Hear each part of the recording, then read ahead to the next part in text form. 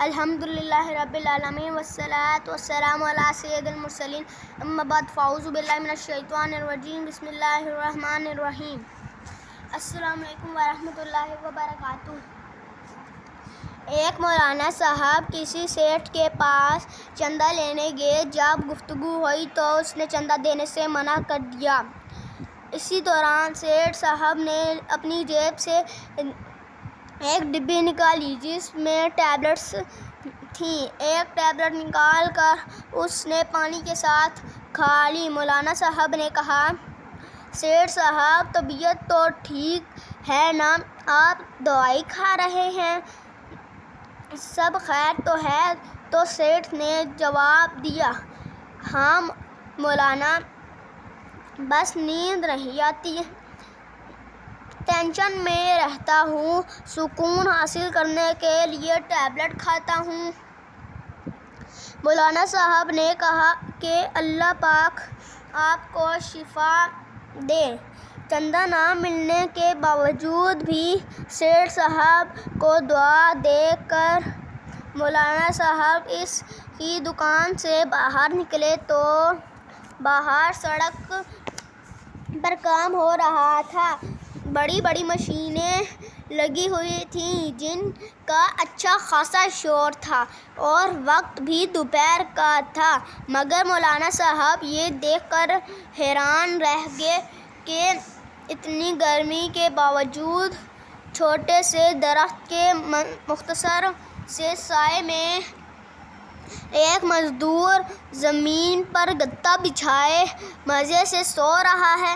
مولانا صاحب یہ سوچنے لگے کہ کیا شان ہے میرے رب کریم کی کہ اندر دکان میں سکون کی جگہ اور اے سی بیٹھنے کے باوجود سیٹھ صاحب سکون حاصل کرنے کے لیے گولیاں کھا رہے ہیں، جبکہ یہاں تیز گرمی اور مشینوں کے شور کے باوجود غریب مزدور کو سکون کی نیند میسر ہے۔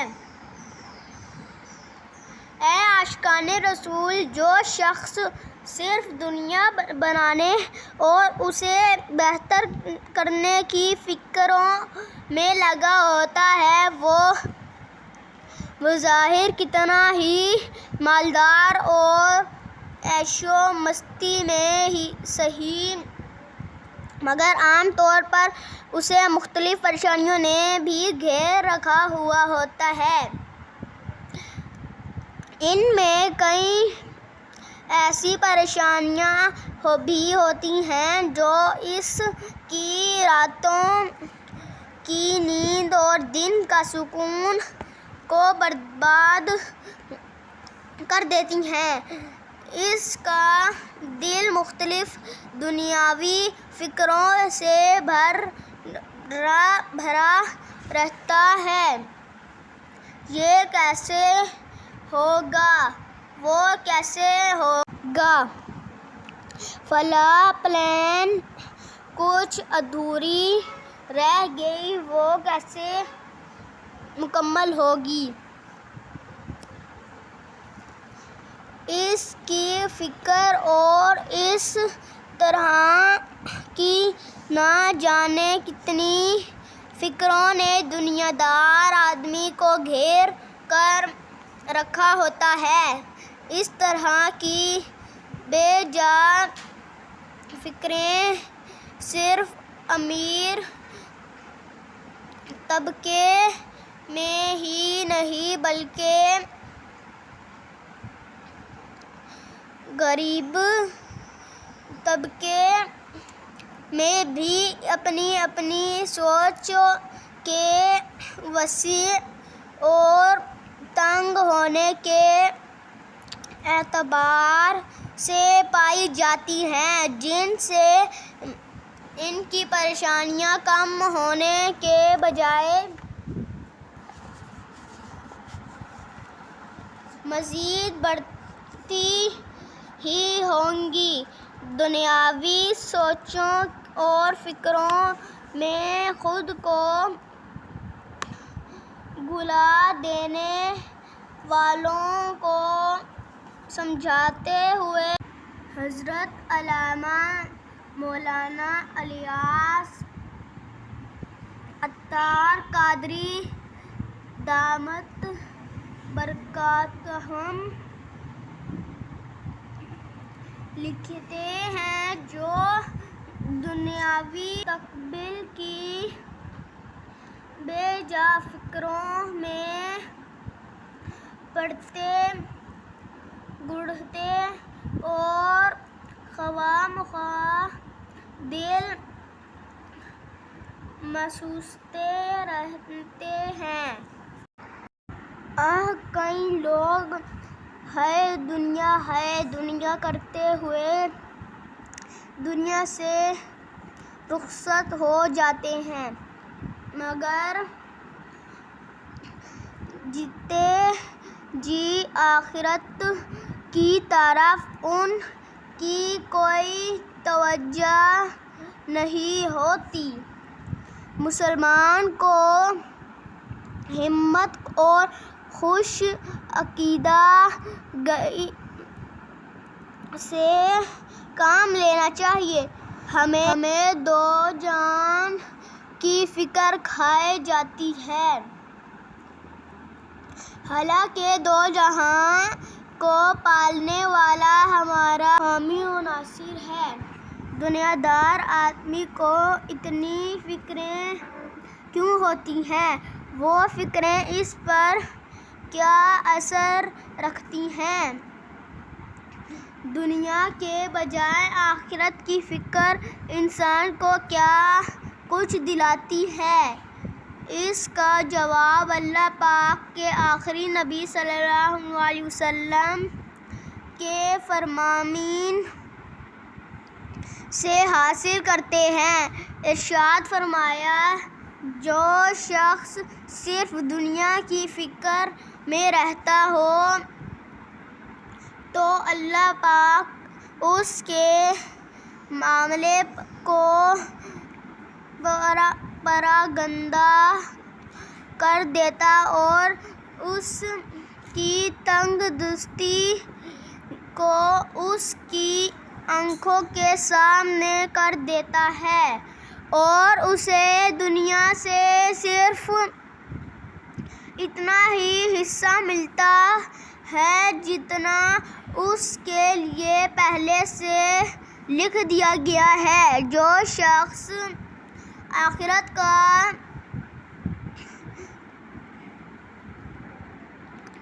ارادہ کرتا ہے تو اللہ پاک اس کے معاملے کو اکٹھا کر دیتا اور اس کی مالداری کو اس کے دل میں رکھ دیتا ہے، اور دنیا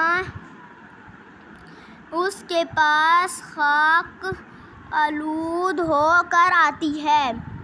جس کی فکریں زیادہ ہو جاتی ہیں اس کا بدن بیمار پڑ جاتا ہے۔ جگہ جی لگانے کی دنیا نہیں ہے، یہ عبرت کی جا ہے، تماشا نہیں ہے۔ اللہ پاک کے کچھ فرشتوں کے اولاد آدم کے رزق پر ڈیوٹیاں لگی ہوئی ہیں۔ اللہ پاک نے ان سے فرمایا ہوا ہے کہ جس بندے کو ایسا پاؤ کہ اس نے سب فکریں چھوڑ کر ایک آخرت کی فکر کو اپنا لیا ہے تو آسمانوں، زمین، پرندوں اور انسانوں کو اس کے رزق کا ضامن بنا دو، اور جس بندے کو رزق کی تلاش میں پاؤ اور اس عدل و انصاف اور سچائی کا راستہ اختیار کیا ہوا ہے تو اس کے لیے اس کا رزق پاک آسمان کر دو، اور جو حد سے بڑھے اسے اس کی خواہش پر چھوڑ دو۔ جس نے اپنی تمام فکروں کو صرف ایک فکر بنا دیا اور وہ آخرت کی فکر ہے، تو اللہ پاک اسے اس کی دنیا کی فکر کے لیے کافی ہے، اور جس کی فکریں دنیا کے احوال میں مشغول رہیں تو اللہ پاک کو اس کی پرواہ نہیں ہوگی کہ شخص کس وادی میں ہلاک ہو رہا ہے۔ میری تمام عاشقان رسول فریاد ہے کہ دنیا بہتر بنانے کے بارے میں زیادہ سوچنے کے بجائے قبر و آخرت کے معاملات کی ہولناکیوں اور دہشتوں کے بارے میں زیادہ سوچیں۔ دنیا کو جنت بنانے کے بجائے اپنی قبر کو جنت کا باغ بنانے کی فکر کیجیے۔ دنیا میں آسائشیں اور راحتیں کیسے حاصل ہوں گی، اس پر اپنی قوت اور وقت زیادہ صرف کرنے کے بجائے آخرت کی ہمیشہ اور باقی رہنے والی نعمتوں کے حصول کی فکر کیجیے۔ اس کے لیے دعوت اسلامی کا دینی ماحول کسی نعمت سے کم نہیں۔ خود بھی اس پاکیزہ ماحول سے وابستہ ہو جائیں، اپنے گھر والوں اور اپنی اولاد کو بھی اس سے وابستہ کیجیے۔ نیک اعمال کے رسالے کے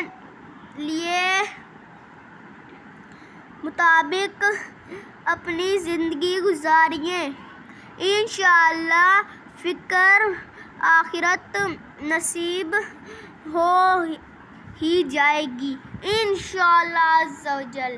مجھے اپنی اور سارے دنیا کے لوگوں کی اصلاح کی کوشش کرنی ہے انشاءاللہ عز و جل۔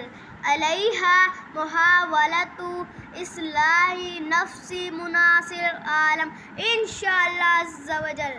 صلو علی الحبیب صلی اللہ تعالی علی محمد صلی اللہ علیہ وسلم۔